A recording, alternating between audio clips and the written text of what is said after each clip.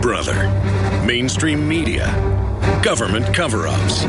You want answers? Well, so does he. He's Alex Jones on the GCN Radio Network. And now, live from Austin, Texas, Alex Jones. You want to know why we're losing control of our society and it's becoming a massive tyranny by every metric? The biggest reason is television and the laziness of the general public.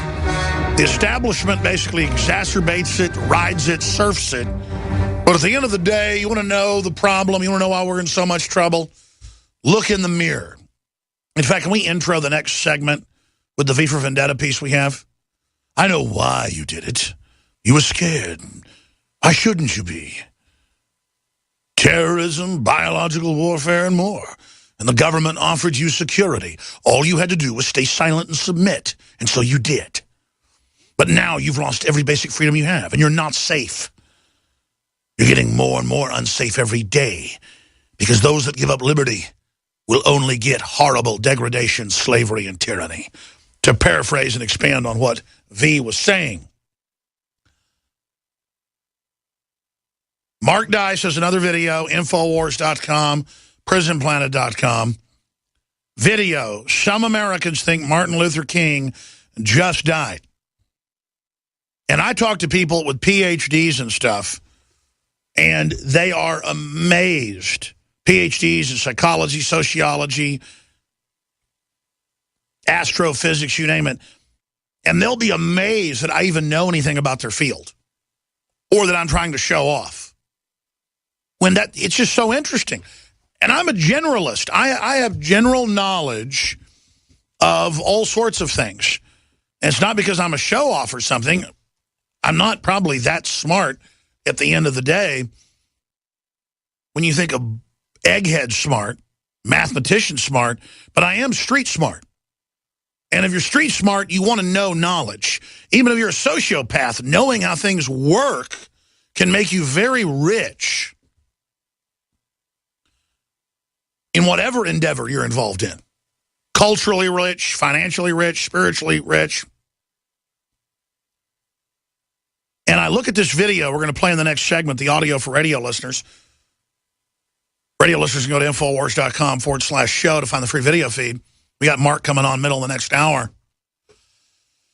And Mark just goes out there for like 30 minutes. He doesn't need to stay out there all day to get idiots who think that Martin Luther King was the first man to walk on the moon and stuff like that. I'm not joking. This is the way the general public is. So you see a headline like this, and you know why this is happening. Middle class decline looms over final years of Obama presidency. No, that's not a Weekly Standard or Washington Times conservative headline. That's Reuters.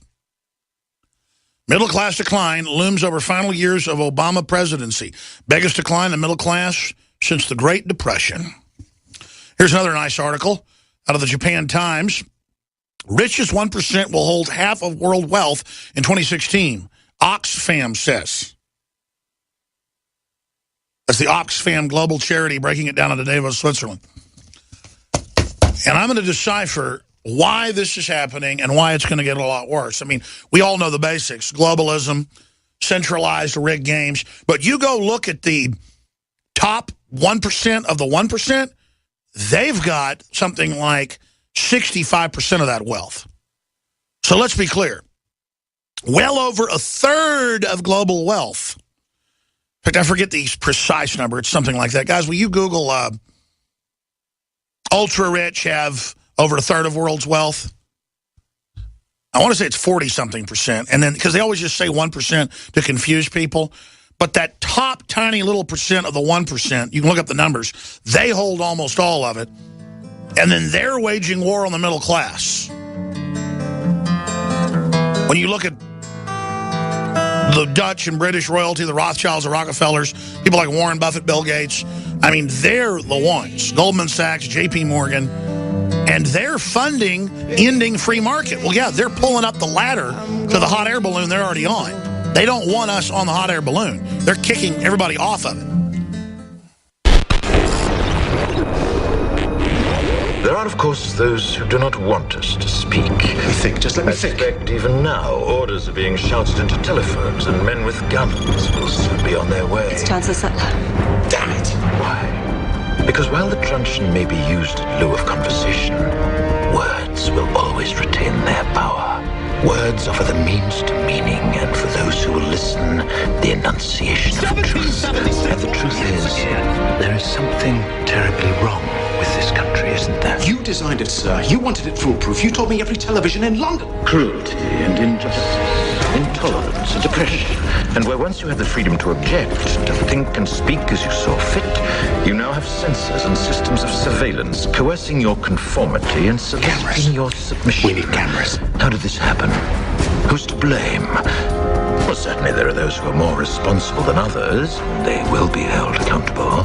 But again, truth be told, if you're looking for the guilty, you need only look into a mirror.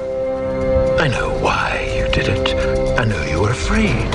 Who wouldn't be? War, terror, disease. There were a myriad of problems which conspired to corrupt your reason and rob you of your common sense. Fear got the best of you, and in your panic you turned to the now High Chancellor Adam Sutler. He promised you order, he promised you peace, and all he demanded in return was your silent, obedient consent.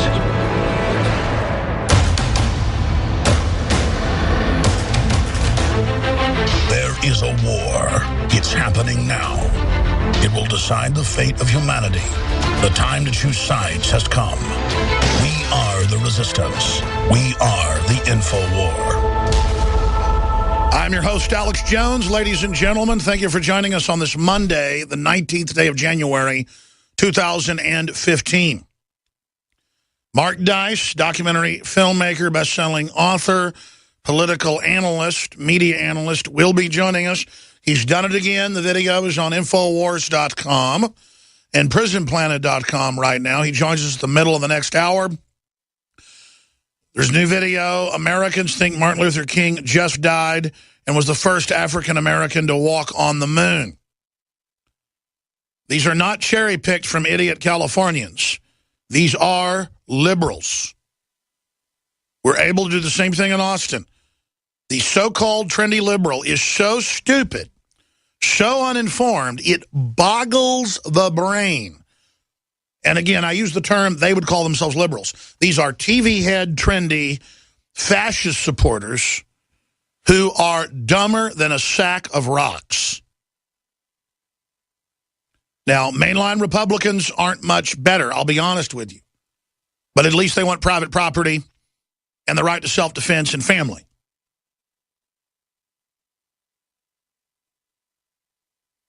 They're silly and they're ignorant, but they've got guts, and guts is enough to rip off one more time Full Metal Jacket.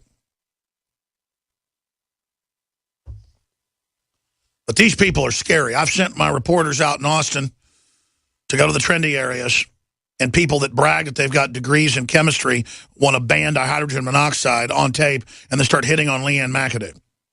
Yeah, I've got a degree in chemistry. I agree, we need to ban dihydrogen monoxide. That's water, of course, ladies and gentlemen. We use that as an illustration of carbon dioxide sounds scary, like carbon monoxide that'll kill you. Carbon dioxide is what plants live off of, and then they put off oxygen for us. We had a caller, though, last week that brought up a point that is a concern for fossil fuel burning, that it basically destroys oxygen when you burn stuff. That is a good point. And oxygen levels are dropping. But see, don't ever expect any real environmental angle to come out, because special interests don't want that. Genetic engineering, overfishing, stuff like that. Nanotech. I'm not an obstructionist. Most major scientists that are involved in this say there's a good chance some of this is going to end up destroying us or coming awful darn close. Like the old legend of Atlantis developed some power source that blew up the whole island. Now, I don't know if Atlantis was real. Plato said it was in a history book he wrote that's incredibly accurate. Plato said they had batteries with electricity. People didn't know if it was true until about 200 years ago when they found a bunch of them in Greece. They since found them in Rome and Spain, over 2,000 years old. But I'm digressing. Excuse me. We are headed the way Atlantis win. So I don't know if Atlantis was real, but Atlantis is probably just about ready to happen. I want to have a controlled Atlantis, a controlled new Atlantis. And now that's high-level Illuminati talk right there. They say they want the new Atlantis. I see them building the new hell. I'd like humanity to make it. I'd like us to have advanced technologies. I'd like my children and grandchildren and their children to live with your children in the future and have access to all that and not kill each other mindlessly. Instead, I see the opposite of the Atlantis society. The good things of the fabled Atlantis. No war, peace, high technology. People reportedly lived hundreds of years, longer than they do now.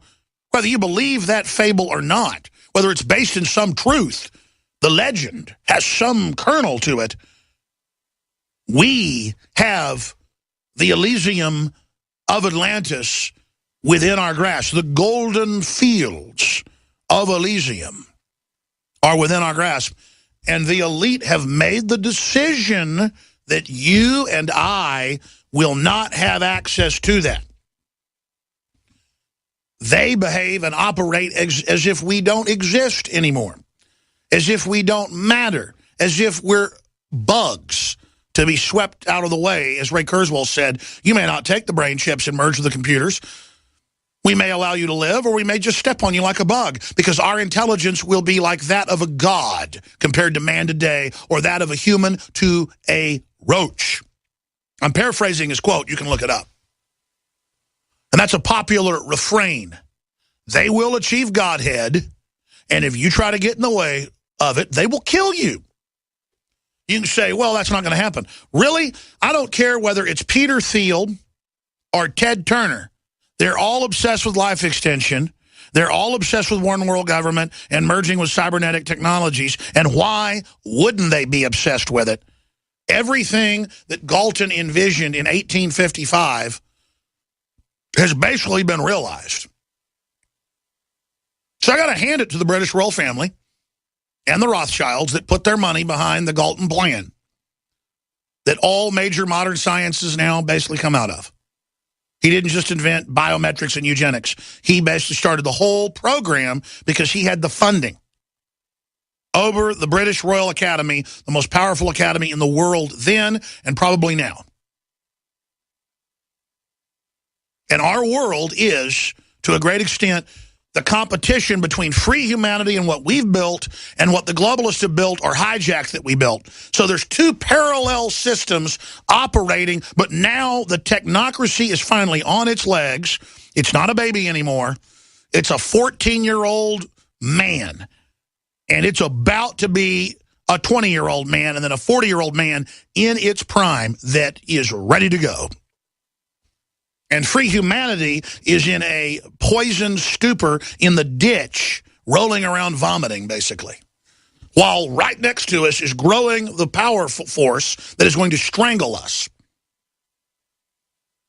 And in the scheme of time, if you want the allegory, the 14-year-old is walking across the street to where we're in the ditch, and every step he takes, he's a year older and bigger.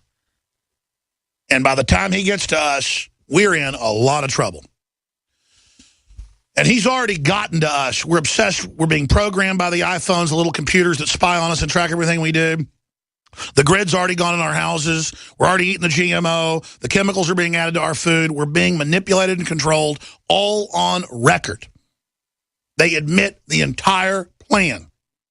And they think the public is so stupid, we won't wake up to it. And I'm going to tie all this in today